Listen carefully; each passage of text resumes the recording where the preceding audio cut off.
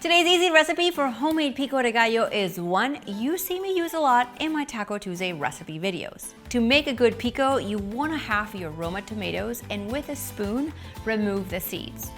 Adding the seeds into the pico makes it watery, and that's not pico. Today, I'm using shallots that I'm chopping really small, but sometimes I use a red onion as well, whatever you have on hand.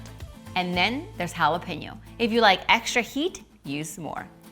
And cilantro. There is no salsa or pico without it, and I keep a bunch or 3 in my fridge every single week. Seriously, you can mix it in salads, over black beans. It has so many vitamins and it tastes delicious.